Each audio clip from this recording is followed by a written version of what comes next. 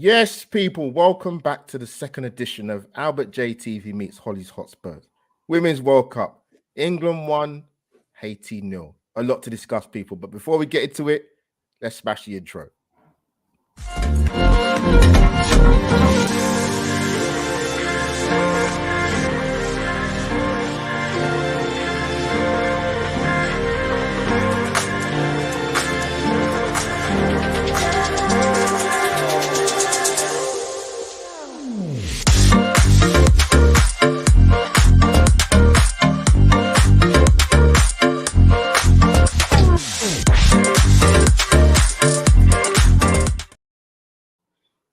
And there we have it, people. A lively intro to talk about England's first group game. Sorry, shall I say second group game, first group game?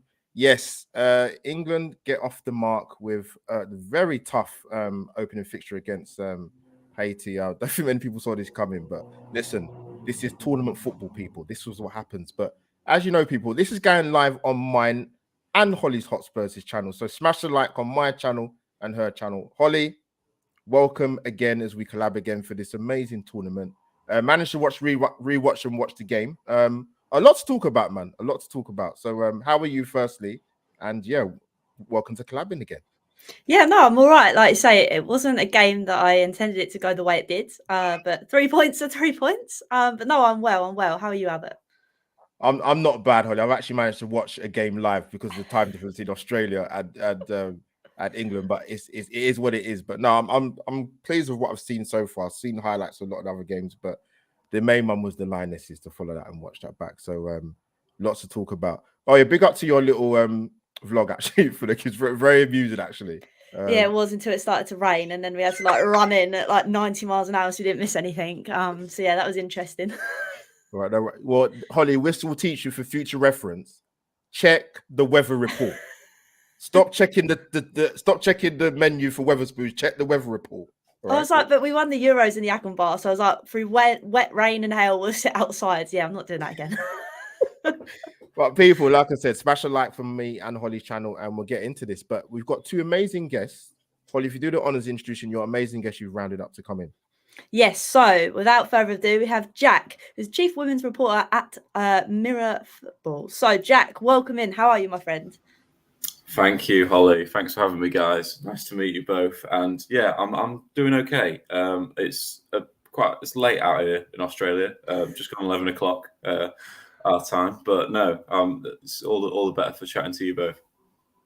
No, Jack, appreciate it. I actually didn't realize you're in Australia, so even bigger props for you for coming on. Thank you. Man, I thought you could tell just from this terrible hotel room backdrop I've got going on. That should be a giveaway. No, yeah, I can confirm I've arrived in Sydney today ahead of England's next game, and yeah, feeling it a little bit after last night. But we got the 3 points, so it's been a good start for the Lionesses. No, fair play. No, Jack, thank you for coming on. And of course, my brother from another mother from a beautiful part of England is Hastings, I believe it is. I'm sure he will tell me. Is my fellow Gooner. I'm going to bring in Ray if I can bring him in. Actually, Holly, bring him in because something's happened there. I don't know what's going on. There we go. There he is. Yes, how's it going, people?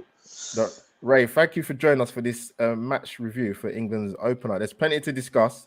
I don't know what happened in terms of me bringing you into the stream. Something has gone wrong. I don't know what's happening, but we'll soon adjust it. But, I'm here. That's the main thing. Yeah, thank you so much for inviting me. It's a pleasure to be on with you all.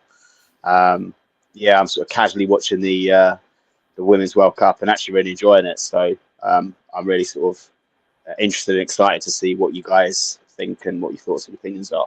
Jack, I didn't realise you're actually in Australia, mate. So yeah, it'd be interesting to hear from the ground up what it's actually like. No, fair play. Yeah, so let's kick this off. So the first thing I always like to talk about is there's lots spoken about, coming to Jack first, about team lineup. Not a couple of surprises. I'll say talking points really. I was more than happy to see Alex Greenwood at left back because obviously I just think it gives England a better balance. Millie Bright for her first game in 4 months, I believe it is long time out. Obviously Jess Carter and Millie Bright have got that relationship of centre back pairing at Chelsea. But what do you make of the team lineup in terms of happy with the back four unit and also Alessia Russo starts ahead of Daly? What's your thoughts? Yeah, I think you've summed it up perfectly, mate. 'Cause it's not they're not they're sort of expected surprises, if that makes sense, because she was obviously going to have to pick one of Alessia Russo or Rachel Daly. To be fair, that a fair few of us who've been out here following the England team for the last week, I'd say the majority thought it was going to be Rachel Daly starting. So hats off to Serena for keeping that one quiet. A little bit of a surprise to see Alessia in from the off, but I thought she worked hard.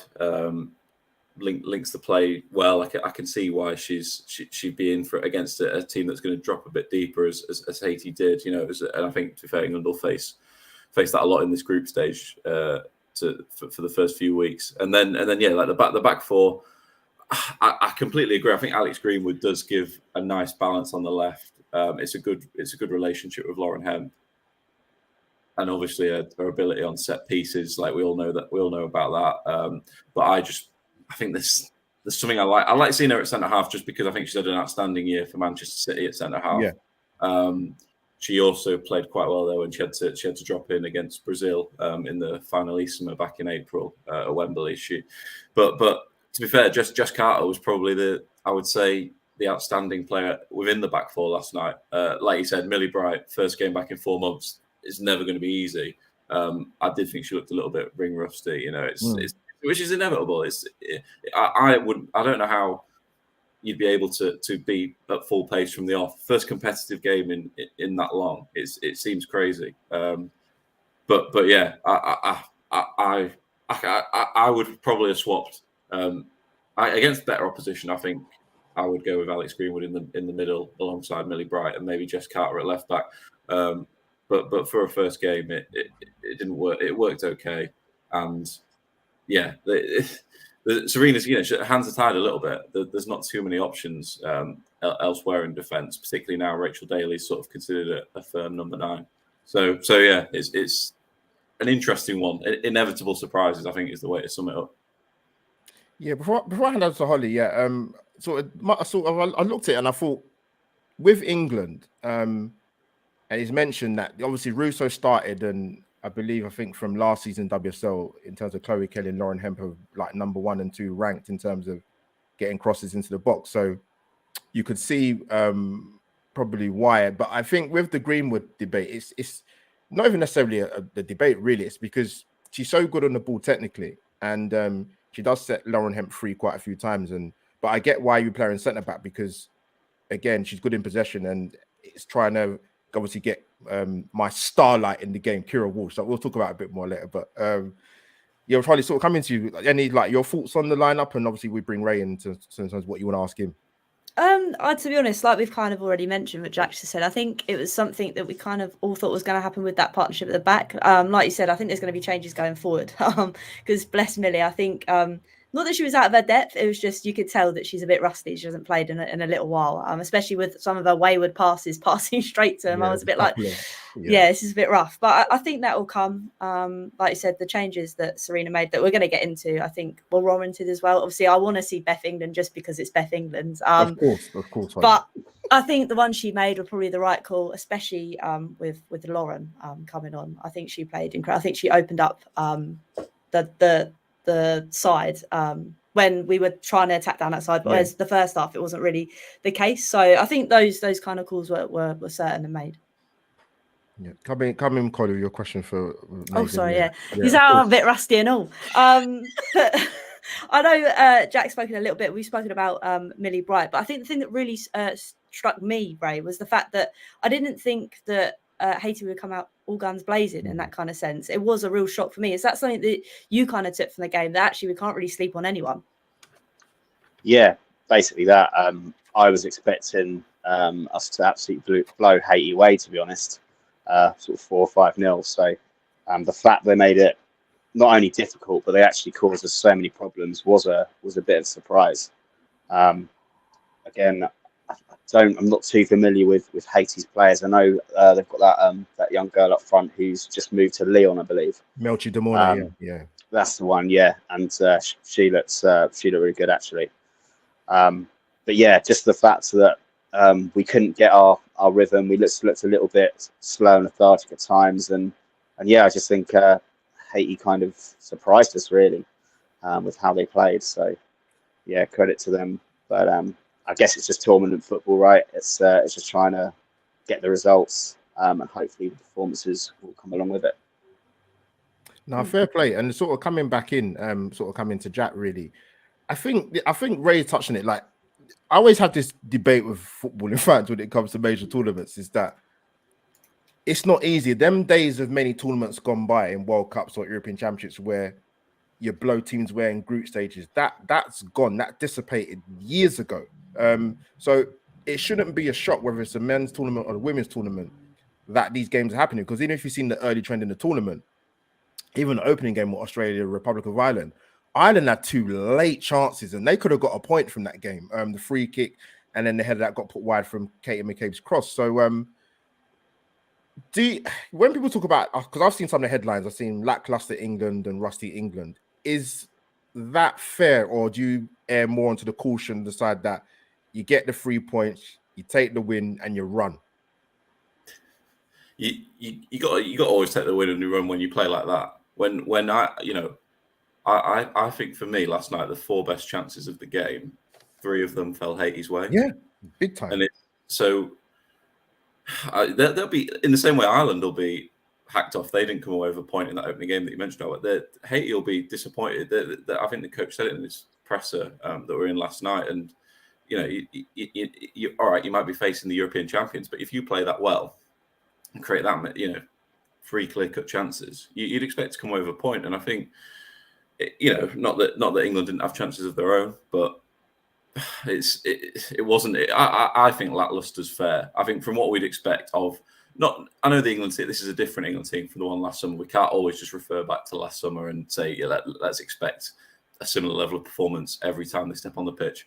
But I think from what this team is capable of, the quality that Kira Walsh, Lucy Bronze, I'm not going to name them all, but there's a number of players who could get into any international side. I genuinely believe that. But like you said as well, just on the other point, it's great for the tournament that these games are tight. So many, there's a lot of people, both fans but also people within the women's game, really skeptical about this expansion to 32 teams. And I have to say, I know it's early days, but it's been a massive success so far because of those performances we mentioned. And I love, we all love this game's ability to sometimes give us a bit of a slap round the face when we're not expecting it. It's like no one was expecting Haiti to cause that much of a threat to us, I don't think, last night.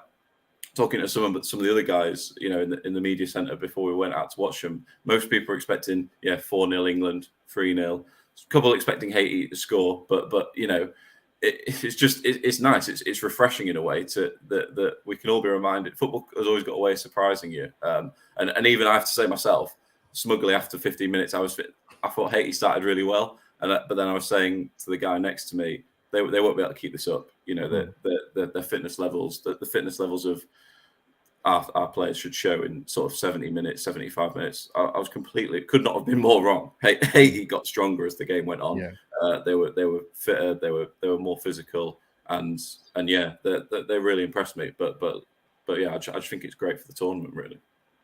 Yeah, the expansion thing, whether people like it or not, is going to happen in the men and the women's game. I mean, there's been talks of it in the men's game for quite a while. So, yeah, listen, I know they want to grow the game and expansion and getting other countries from other different continents into these tournaments. So, listen, if it brings more exposure and obviously we showcase more talent, then can I argue that really? Not really, but Ray, thanks, Jack, for that. It's amazing. Ray, coming to you, sort of coming to like the first half. What did you kind of think England were struggling to do or not doing well? And do you think it was a bit, because I've heard the word predictable mentioned, and let me give a bit of context, because obviously a lot of the good work England was doing was down the right hand side with Chloe Kelly and Lucy Bronze, and they had it a few moments on the other side with Lauren Hemp. But what do you think England were lacking in that first half?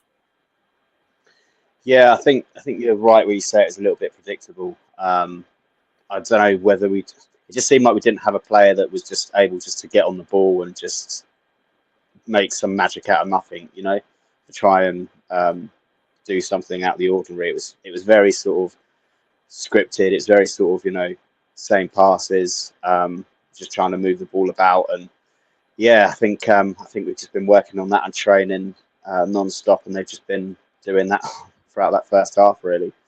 I think we just struggled just to, get a grip of the game at times. Yeah. Some of our players looked a little bit off of it, and I don't know why that is, but they were just on the ball. They might have given the ball away, or they might have just, just looked a bit sloppy in possession. So I think with that, and as we mentioned, how well Haiti started, I think that's why we were sort of on the back foot a little bit. Even the goal we scored, we had to go again, didn't we? Because of the retake, and that was sort of painful. But yeah, I just think that the players just needed just to do something a bit different, just to make something happen. Wally, before you come in, you're right, and Jack, you make some good points, because one thing I always sort of, when I watch football matches, generally speaking, is particularly in tournament football, it's often said it's quite cagey in the opening game. When I watched the game back, I didn't think that was the case in the first half at all. It's very physical, as Holly mentioned to me when I was obviously at work at the time. And in them kind of games, it's about maintaining control of the ball. One of my criticisms of the Lionesses, actually for a couple of years, is even under Serena Wiegman, who I think is amazing, is they do overturn possession too easily for me, way too easily. And that's one of the biggest problems, because I think Emma Hayes mentioned it on commentary. When you're coming up against the better sides, they will tear you a new one. But excuse the pun, because the likes of Spain keep the ball amazingly well. I saw highlights of their game. Bon Mati, that I could talk about all day. But that's one thing England are going to have to do. But and to be honest as well, Holly, before I come to you, just move the ball a little bit quicker. Speed, when they did have certain patches of play, it was really, really good, particularly in the wide areas, because that was obviously a game plan. But Holly, come in, sorry. I was going to say, before I forget, thank you for becoming a new member. I know you sent it ages ago, but I keep forgetting. So thank you very much for that. And Jack, I want to come to you, because obviously we've touched slightly on what Albert was saying, at the speed of the way we were playing. And I noticed that at times Kira Walsh was obviously isolated, and all of our play pretty much comes through her. So going forward, do you think we're going to have to try and adapt a kind of a new way of playing to be able to overcome that? Because I feel like teams are tapping onto that at the moment, that all of the play comes through her. I completely agree, Holly. It's actually what I asked Serena last night, in terms of, because she'd already mentioned a lot about possession, the tempo being too slow, not moving it quick enough. Because obviously we know England love overloads in the wide areas. Yeah. How many times did we see that last summer, particularly with Lucy Bronze, but with Rachel Daly as well, and now Alex Greenwood. But yeah, I thought Haiti really did a job on Kira Walsh. I said, like, is it credit to them, or was it just an off night for Kira? It didn't feel like she was dropping deep and receiving it like on the half turn, like we know she can. They will have to come up with alternatives. I mean, I don't think England are one dimensional under Serena, but the other, there's a lack of, not a lack of quality, but I think Kira Walsh and Georgia Stanway are certain starters for every game at this tournament, unless there's a dead rubber and England are already through. So a lot of the play will inevitably go through them. We will have to come up with alternatives. I'd expect more from Georgia as well. Just, I know she got put the penalty away last night, but I'd expect more from her sort of in a box-to-box sense. She's got a great engine on her. She's played at Bayern Munich for a season now, so technically I think she's at a higher level than she was even last summer. The other reason though about, and I agree with what you say about sometimes England that they can turn the ball over too easily. But I think a big part of another issue Serena's now got is no Frank Kirby. Yes, I think whenever they did keep the ball well, the games that they have been able to have a real pattern of play consistently over 90 minutes. Frank Kirby's been crucial at that. And it's funny, isn't it? Like, the biggest news stories in terms of the three players that are missing this tournament would be Leah Williamson, skipper, Beth Mead, Golden Boot winner, European Football of the Year last year. But I think weirdly, Frank Kirby out of the trio could be the one they missed the most at this tournament for those reasons. But yeah, I would expect a better performance in possession in the 2 remaining group games. I certainly hope so, because it was tough to watch at times. Jack, you're a man of my own heart. I said this on the preview show with Holly. We did. I said for me, the biggest miss for England is Frank Kirby.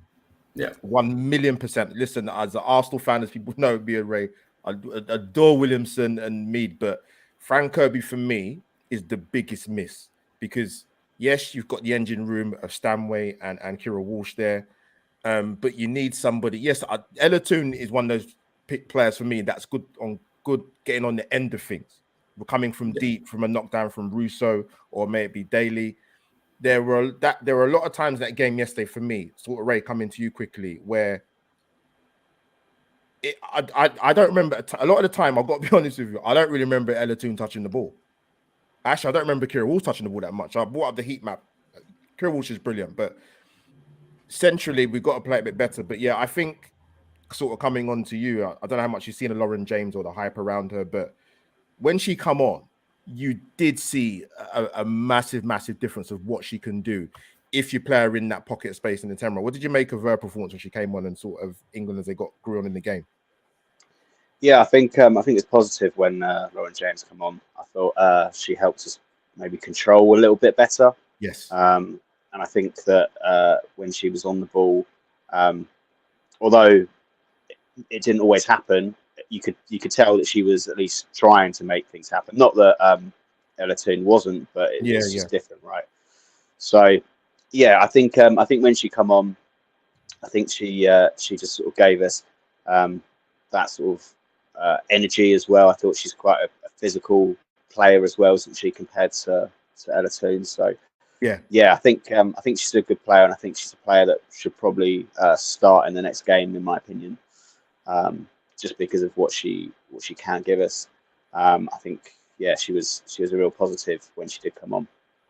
Right, Polly, before I come to you, so a quick shout out to my obviously there's other allegiances for me in this tournament for obvious reasons, with Nigeria getting a 0-0 against I forgot who we played now. Of course, oh god, this is Canada, yes, get Olympic champion. Amazing penalty save. We're still in it. We got an amazing striker up front in Oshosholo who will certainly get us hopefully through to the knockout stages. But shout out to her, and obviously as well. So Jack, coming to you before I come to Holly quickly, because I know she's going to come in with another question. Do you think it's quite smart? I was thinking about it just after the game. Lauren James obviously had a serious injury. That's why she missed the Euros. She's had a good full season behind her belt, obviously at Chelsea. I think she's only 21, right? So I can actually kind of get it in the sense of maybe why she didn't start. Maybe that's a surprise element or something a bit different from Ella Toone, because they're different players. Would you go along with that, or would you quite pleased to see her not start, or would you like to see her start? I'm sort of swaying. It's a difficult one, but I'm leaning towards the happy to see her coming off the bench at this stage. I have to say, maybe that's something I don't know. There's something about introducing a wonder kid type player. Not that we know about her now, but in a tournament setting, I like the idea of someone like Michael Owen at France '98 coming through. Slowly, like there's this clamour for them to be involved, and then they just burst onto the scene later on in the group.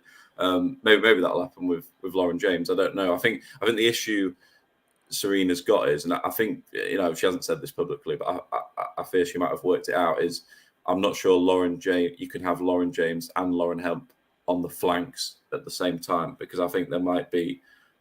I just think there's too much imbalance in terms of cover for the fullbacks at that point. You've also got Lucy Bronze, who likes to almost play, spends more of her time in the opponent's half than her own, which is she's got the ability to do it. So it's not a criticism, but I think maybe Lauren James in that 10 role further on down the line in this tournament, I would love to see. But that's no slight on Ella Toone. I think as you've touched on, as we've said already, Ella Toone's a different sort of player from Frank Kirby.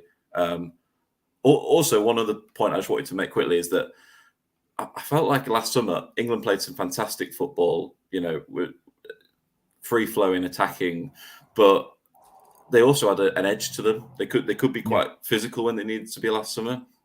And I know Haiti were, like I've already said, were brilliant in terms of their physicality and the way they moved about the pitch last night. But I think England could do with someone with the strength and speed of Lauren James would make a difference. She did make an impact when she came on. She slowed the ball down. England suddenly were able to hold on to possession a bit better. And I just think we need to, if we're in a stage where we need some more physicality and more strength on the pitch, you'd have to turn towards her, I think. Oh, good shout. Holly, coming on. I was going to say, because we're talking slightly about players that have made an impact in that game. And obviously, there's two players I want to talk about. Ray, I'm going to come to you first. And I want to talk about, obviously, Stanway, because we've touched on her a little bit. But that is now, bar the one that she had to retake, that is now 8 penalties, obviously, in a row for them. So with that, we talk about how in the game, okay, sometimes we weren't clinical enough. But at least we were clinical with that penalty, weren't we? Yeah, second time lucky. I think it's just me. I do feel a bit sorry for the goalkeeper, because it was a brilliant save. It was a good save. But yeah, she was just off her line, wasn't she? But yeah, you have to credit Stanway for actually getting up and taking it again, being able to put it the same way and burying it this time. So that takes a lot of guts. So fair play for her for doing that. And as you guys mentioned, I think she's so important to how we create and how we're going to score goals in this tournament. She's in that midfield position, and as you mentioned with Kira Walsh in there controlling things, we need a Georgia Stanway to be absolutely 100% at it, in my opinion, if we're going to progress through this tournament and hopefully win it. 100%. And I think that was the thing. We had quite a few chances yesterday. I know Haiti had a lot more because of how quick they were at counter-attacking, but if we were just a little bit more clinical in those areas, we probably could have been okay in that kind of sense. But another player I want to talk about, Jack, and I'll come to you for this one, is Mary Earps, because my words, the save she made yesterday was incredible. And I know that Haiti obviously also had one with, like Ray said, managing to save the first penalty, and that was massive for them. But she kept us in that game through and through with her saves. Oh yeah, I mean, that's a cliche, isn't it? But it's like, what price can you put on a good goalkeeper? Particularly, like I say, like tournament football, it's based on just getting clean sheets. Just shut out. Have the confidence that you're going to shut teams out. And when you got Mary Earps in that kind of form, it must give a lot of confidence to, particularly to, like we've said, an England back four that won't have played much together because of the changes. So yeah, she just seems to ooze confidence, which sounds strange for a goalkeeper. I mean, even I noticed last night, and at times the stadium was a little, the atmosphere went up and down. At times you could still hear her communicating from, like, players are up on the halfway line. You can still hear her talking. She seems like a real leader in this team as well. And yeah, I mean, it doesn't bear thinking about what would happen if she was unavailable for any reason. I think for England, I think that would probably be the biggest drop off in quality, maybe if she was out of the team. And yeah, the reason England are sitting with 3 points is I think that on Mary Earps. And yeah, probably like we've said, I know there was Dumone who really impressed for Haiti, but probably outside of her, the next best two players on the pitch were the two goalkeepers, really. Yeah, 100%. No, and that's the thing. I think with Mary, she brings that aura, like you said. She is the one that's kind of leading that line, especially where we've lost. There she is. Especially where we've lost Leah as well. And I know Millie Bright's come into the team to try and command things, but she's been out for a while. So having Mary being able to be that commanding is incredible. And Albert, I want to see what your thoughts were, obviously, on Mary yesterday, like kind of adding on to what Jack said. Holly, for speaking to me, I absolutely love this woman. She's actually probably one of the England players. There's a few, but she's definitely in the top three. I would love to meet. I don't know. I'd just bring her, just hug her. I just love her. Just charisma personified. Fantastic goalkeeper. She speaks so highly of Sarita Wiegman. Very, very highly. She had to change her career. Yeah, you know what? The thing with position with goalkeepers, we know this all well as football fans. And Jack, the job you do is there could be a game you're not doing anything for 80 minutes, but there's got to be one moment where you've got to be switched on, and she was, because that came from, actually, if you look at both chances in the first half, I know she didn't actually save it; it went wide. A defensive mix-up between, I think, was it Bronze and Millie Bright going for the same ball. You just don't do that. They're experienced enough in terms of playing for England, and obviously the chance that where Miriam Earps actually saved it. You got both the centre back and the both centre backs going sort of for the same ball, but yeah, she's going to be integral for England in this tournament. I probably don't think the other goalkeepers have got a look in. They're good goalkeepers, by the way, Roebuck and Hampton, but I just Mary is just she's got better. We was there for the finalissima game. That amazing penalty save. I think I'm still struggling to get my voice back from that game. That was back in April, but no, yeah, I actually adore the woman just as a human being, as well as being an amazing goalkeeper. So yeah, Manchester United ladies have got a top goalkeeper there. So yeah, bring it on, they call her Mazza. I didn't realize that, but apparently they call her Mazza. But no, Holly, thanks for that. Asking me a question. I was quite surprised, to be honest with you. I know you're my co-host, but yeah, no, you kind of led me on to the next one I want to ask the guys. I think yesterday I've not seen the result, but in terms of before I come to that, I personally thought England were better in the second half. Jack mentioned like Haiti did sort of tire. I thought Russo came into the game a little bit more. Sorry, Ray, we're gonna go see you next season, mate. Don't worry, man. We're gonna see our Lessie. You're right, they renamed her Lessie. But yeah, she got better. She created a couple opportunities.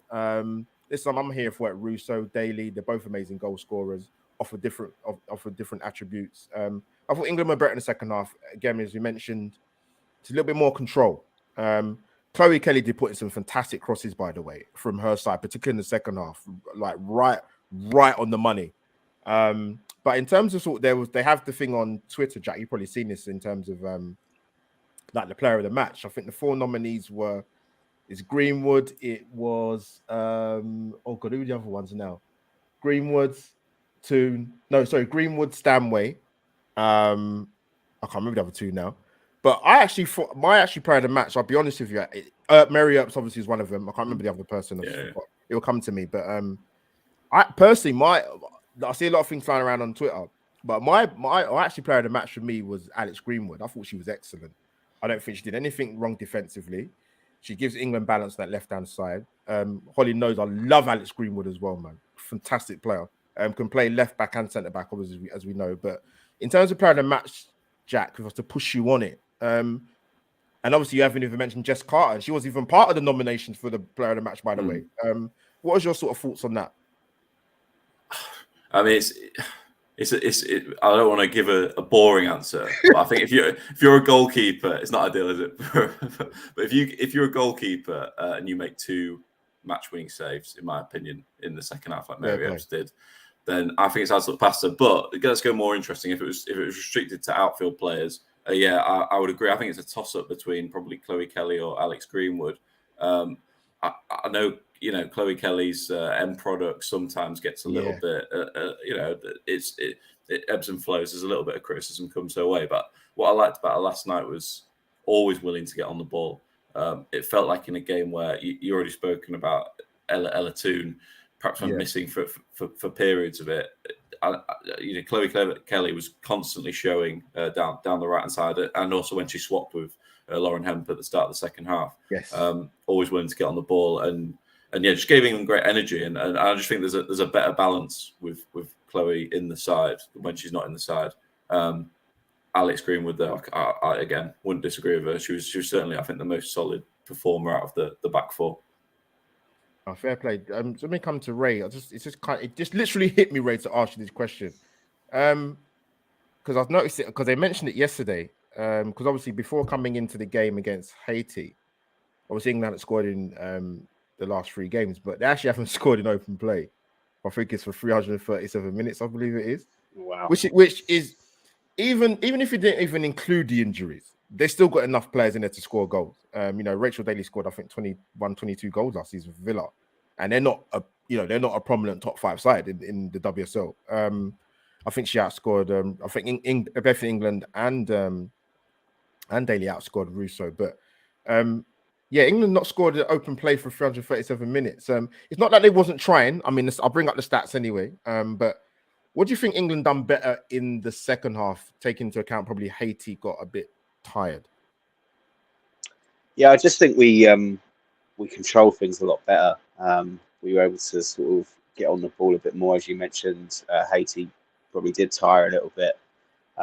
That's something we do have in our favour. We've got a lot of strength and depth, right? In a lot of positions in the team.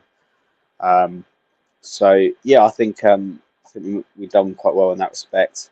There was times where we just kind of had to manage the game, and then obviously our goalkeeper Mary Earps did save him a couple of times as well. So yeah, I think looking at that, it does look like absolute dominance, doesn't it, in the game?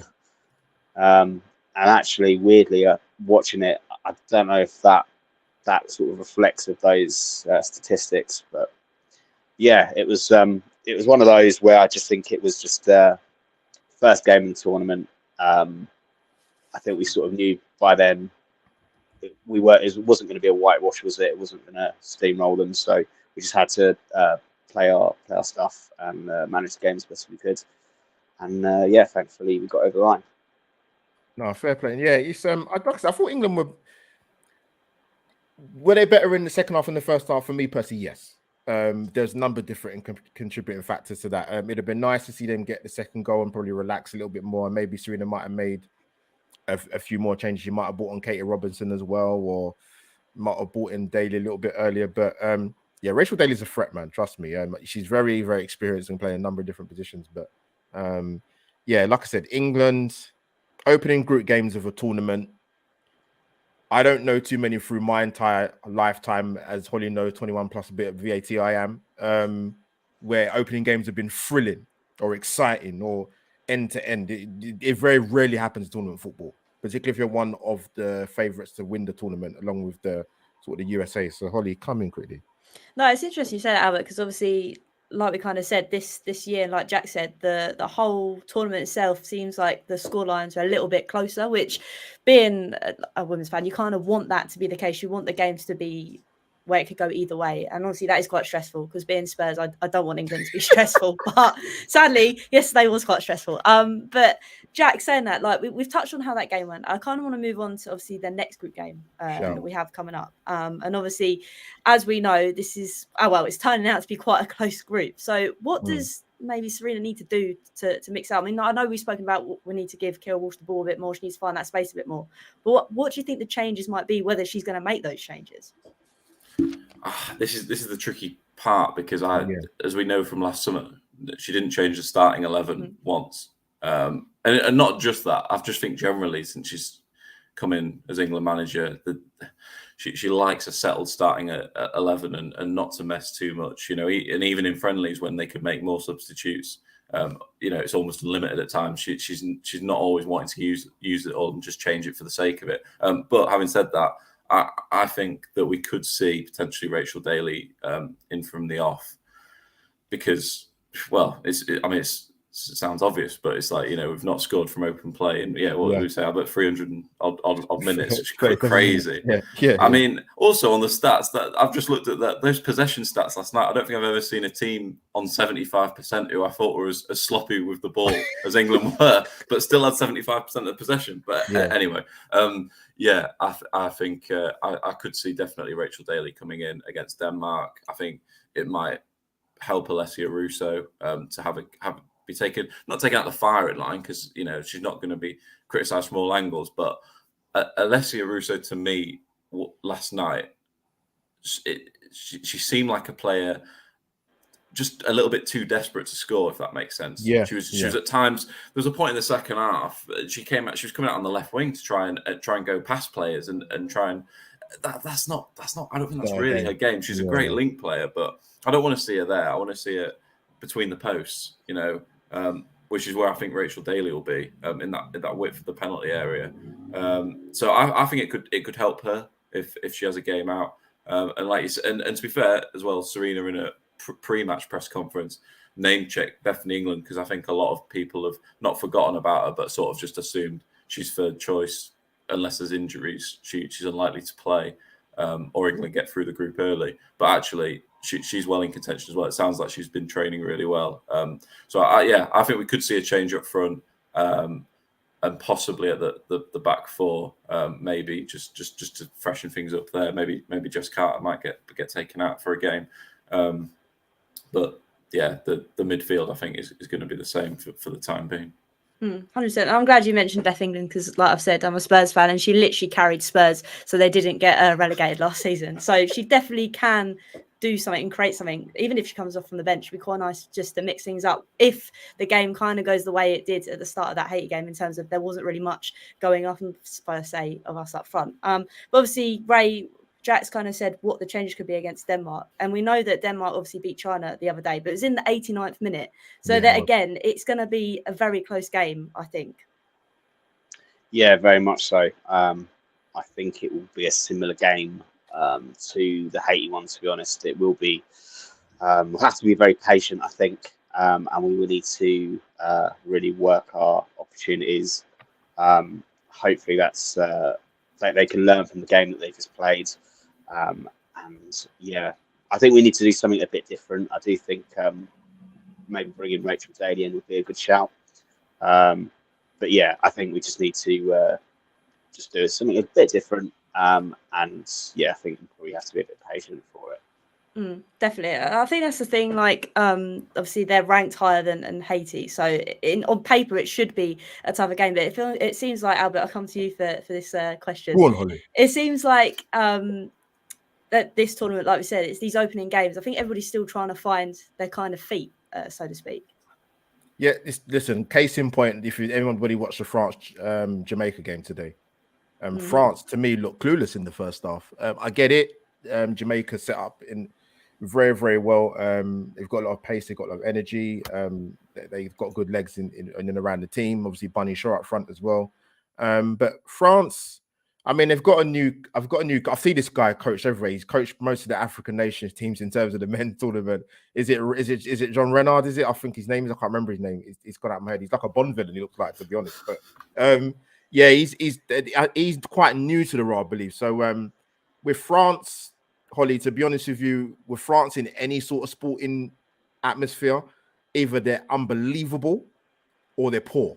There's no in between with France when it comes to any sporting thing. But you're right about sort of the tournament, and like I said, tournaments have changed over the years, man. Like you're not going and beating teams 5 and 6-0. And a lot of these teams in the opening group games are going to set up defensively, and they're going to be drilled well. They're going to be organized well, and it's for teams to learn to break them down and break down the low blocks. And you saw that.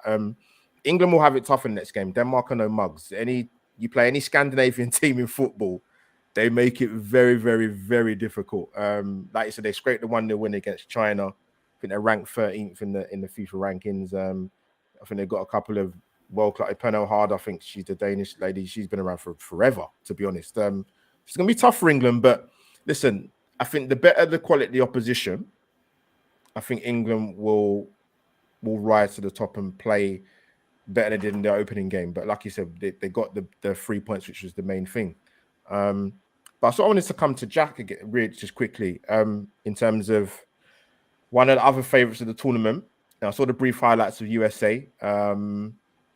What did you make of the opening game if you saw it, and what have you sort of made of them in the last sort of 12, 18 months? They got some good players, Jack. Obviously, Megan Rapinoe is still around. Alex Morgan. Sophia Smith's been amazing. Crystal Dunfield's actually been playing left back for about 100 years. I mean, like, the woman's still playing. I can't believe it. So what did you make of their opening game if you saw it, or what you've seen of them? Yeah, to be fair, I mean, I wasn't able to watch it live. I was traveling at the time. I saw the highlights, and I mean, it's to be fair, it's another example of, we probably thought Vietnam would be more of a pushover. A lot of people were worried about that game potentially running up to sort of pushing double figures again, which obviously completely wasn't the case. The US, listen, you can never. It's the Women's World Cup, and they've won half the tournaments that have been played. So you can never write off the USA. I do think there's not as much of a gap between them. Even if you have them as favourites, there's not as much of a gap as there was in 2015 and 2019. In 2019, I don't even think they had to play at their best to win the tournament. That's how good they were then. That's how much the game's changed the last 4 years. I think it's more of an open race this time, which is exciting.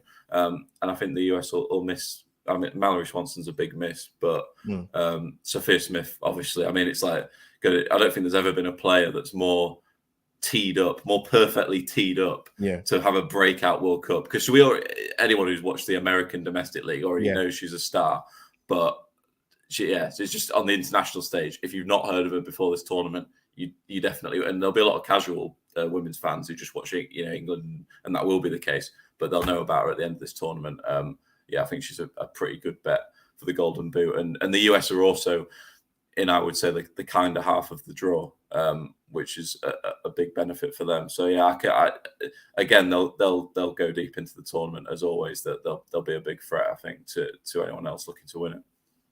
No, fair play. Listen, I appreciate that. I'm gonna fire in one more question before we let you guys go and have your Jack Sunday late night dinner, whatever you call it. That's it. My bed's calling, guys. No. We won't keep you long. But yeah, before we get into the last question, do a little intro to subscribe to Albert J TV and Holly.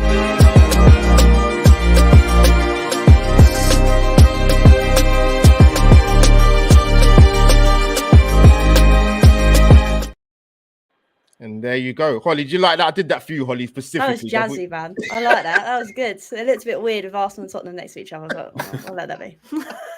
Holly, we're not allowed to mention those 2 days. Sorry. This is international duty specifically. We're not trying to start a riot in the chats, right? So that's fine. But like I said, people, subscribe to Albert J TV and Holly's Hotspurs. This is being broadcast on my channel and Holly's channel because we are a bit of a dream team couple, even though we secretly hate each other. So it's fine. It's a weird mix, but. Ray, so England play on Friday morning again. I will not be able to watch the game because we've been at work, unfortunately, but I will record it. Going to be a different test. Looking forward to it. Any England players you want to see in particular that you're chomping at the bit? I'm looking forward to it. I will be at work, but I will have the game secretly on my phone, so hopefully no one from work is watching. That's my plan anyway. I mean, in terms of players that are coming in or players to start, I'm a big Russo fan anyway. So whether she starts or whether she comes off the bench, I'm hoping that she can have a real impact. As we mentioned, Keira Walsh is vital to how we build up, how we play. So if we can get her on the ball as much as possible, as we mentioned, Alexa Stanway as well in there. Crucial. I haven't really got a player in particular other than Russo that that's a great choice, Ray. That's the only choice you need to make. Yeah. So like I say, I'm quietly confident we can get the job done, but I just don't think it's going to be easy. That's all. Yeah. So Jack, coming to you when we wrap up. Obviously, Ray's mentioned one of the people that I adore. I call her the pearl of women's football in Keira Walsh. I got up the heat map earlier. I think the best team I've seen nullify her. And to be honest, it happened in the Euros, to be fair. The final, Germany definitely snuffed her out for the first half, I thought personally. But Australia done a really good number on her because you stop her, you can stop England. So coming to you, mate, England need to find another way as well as playing through the amazing Keira Walsh of how to penetrate teams. And I think we touched on it before. Lauren James is key to that. But just a quick few words on Keira Walsh, mate, because I love the woman to pieces. Just quite simply, probably the best midfielder in the world, or certainly very close. For me. I think the other thing is, like you say, when teams have tried to snuff her out before, but also we had another option when you had Leah Williamson stepping into midfield. She's so comfortable. I mean, she was a midfielder sort of growing up for a lot of her career. So she's unbelievable. A Rolls Royce on the ball herself. The way she steps out the back four, and that was sort of a nice counterbalance to if teams were looking to press Keira or not give Keira too much space. She could, Williamson would be able to step out. We don't have that now. They've got to move the ball quicker, and if you do bypass midfield, as they were trying to at times last night, you just need to have that final bit of quality, which I'm sure will come. Like, having watched Chelsea a lot this season, or for many years, like Millie Bright's passing range is far better than it was like sort of 4 or 5 years ago when she was in at the last World Cup, and she's got that ability now to to find Lauren Hemp, to find Chloe Kelly. England just need to play, I think, a little bit quicker, higher tempo from the off. But also, like, the thing is, the England side are now in a great position, regardless of how you could question the performance last night. That they are 3 points, even a draw against Denmark, although they'll probably be, again, it will probably get a bit of a flat response, but that would put us in the perfect position to get through this group. And I always think one last thing to say is that tournament football, it's better to be coming out of the group, hitting your stride. You don't want to. There's no point hitting your stride the first game and then running out of gas round 16. Warming up slowly is actually the perfect thing to do. We saw it last summer. And I think, if hopefully they can get through, because if we move on to 6 points from 2 games, then the last game they can maybe be room for a bit more rotation, which would be good as well. Hopefully we see a quicker, a more aggressive, and a more ruthless England on Friday. Yeah, come on England. But that's great, Jack. Great answer. Yes, people. Like I said, smash the like button for me and Holly's channel. Big ups to people in the chat for tuning in on this Sunday afternoon, before watching more Sunday movies on Channel 4, any other channel that you're watching, or football or cricket. That's not happening because of the weather. Don't get me started. I'm not happy. But no, I want to thank Ray and Jack. Ray, my bro, thank you for coming on, man. Tell the mates where they can find you. No, thank you for inviting me on. It's been a pleasure. I'm quite casual in terms of the women's game. Really starting to want to learn more about it. So the fact that I was on with you three, it's been really insightful. So thank you again. If anyone wants to follow me, my Twitter handle is Ray_Kasim. And if you want to follow me on Instagram as well, it's RayKasim92, I believe. So I'll just be at various football games or going up and down the coast on my bike. That's it, Ray. You tell him, mate. That's a great little intro there. And Jack, thank you. Obviously, I didn't realize you're in Australia at the moment, but you deserve some kit. Thank you for your amazing knowledge and insight, man. Tell the people where they can find you. Thank you. No worries, mate. Thanks for having me on. If anyone wants to follow me on Twitter, I'm at Jack Lacey Sport. Hopefully, I say hopefully. No, I will have some good updates from the England camp throughout the next few weeks, and however long they're at the tournament. Hopefully a lot more insight coming over the next few weeks. So if anyone wants to give us a follow, that would be great. But also, I'd just like to not only thank you for having me on and talking about the game with you three, but also apologies for the terrible backdrop once again in this dour hotel room in Sydney. I think I only noticed about 5 minutes in. Look at it, all your backdrops are absolutely perfect, and I feel it's just never felt so inadequate doing podcasts before. But thanks for having me on, guys, and great talking. No, Jack, absolute pleasure. And of course, I want to thank my amazing co-host. I will put this out on the audio as well on Spotify and Apple people. So if you don't get to hear or see us on Facebook Live or on YouTube or the Twitter feed, you can hear our dulcet tones across the audio platforms. But Holly, my amazing co-host, show number 2 down. We've got plenty more to go, plenty more to talk about. And thank you for joining me, Holly. No, it was good. Like I say, it was nice to dissect everything. I should have mentioned that Jack was in Australia when I messaged you, but like everything, Albert, my brain's a sieve, so I forget everything. But no, it's been good. It's been good to talk England on here, and hopefully next week on Sunday we can talk about a win, another win, even, and another 3 points. So that'd be lovely. Yes, fantastic, Holly. I couldn't have put it better myself. Our co-host Albert JTV and Holly Hotspurs. Thank you, people, for joining us. We roll on to Friday morning, UK time, people. Come on, England. See you soon.